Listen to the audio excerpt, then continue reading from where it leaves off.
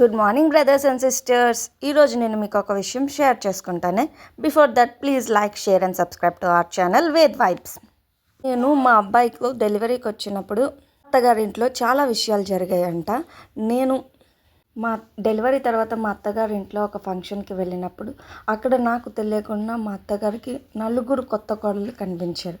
అదేంటి పెళ్ళి అయిన వీళ్ళందరికీ ఎప్పుడు పెళ్ళిళ్ళు చేశారు అని నేను షాక్ అయిపోయాను అనమాట. నేను రెండో ఆవిడని ఫస్ట్ ఆవిడ వేరే ఆవిడ కనిపించారు. అదేంటి ఫస్ట్ ఈవిడ కాదు కదా, అక్క కదా, మరి ఈవిడ ఎలా వచ్చారు అని అడిగాను. అప్పుడు ఇంకా వీళ్ళ ముగ్గురు కూడా ఎవరు అని మా అత్తగారిని అడిగాను.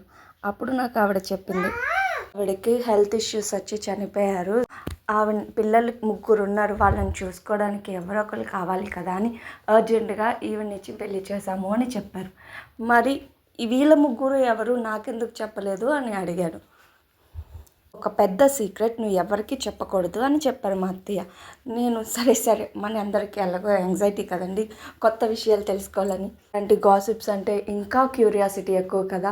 సో నేను ఎవ్వరికి చెప్పను, ప్రామిస్ అని చెప్పి ప్రామిస్ చేస్తున్నానంట. ఈలోపు నేను ప్రామిస్ చేస్తుంటే మా అత్తగారు వాళ్ళ డాటర్, అంటే నాకు ఆడపడుచు అవుతుంది కదా, తను వచ్చి మా అత్తగారిని ఆపేసిందంట. నువ్వు దీన్ని నమ్మి విషయాలన్నీ చెప్తున్నావు, నిజంగా సీక్రెట్ ఉంచుతుందా, దీని నోట్లో అసలు ఏమైనా ఉంటాయా అని చెప్పిందంట.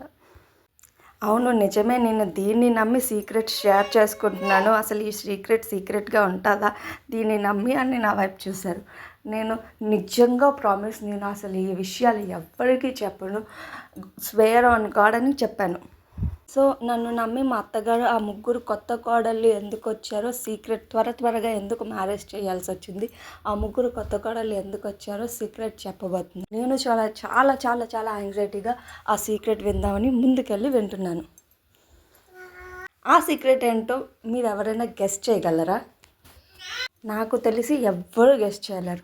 ఎందుకంటే మా అత్తగారు ఆ సీక్రెట్ చెప్పేలోపే మా అమ్మ వచ్చి నన్ను దివ్య అని లేపేసింది.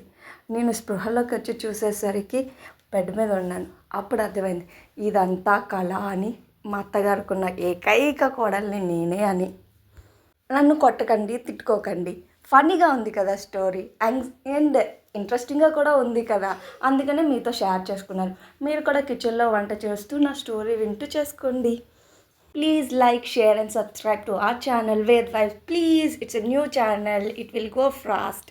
మీరు సబ్స్క్రైబ్ చేసుకుంటే, లైక్ చేస్తే, షేర్ చేస్తే, కామెంట్ చేస్తే, please like, share and subscribe to our channel Ved vibes.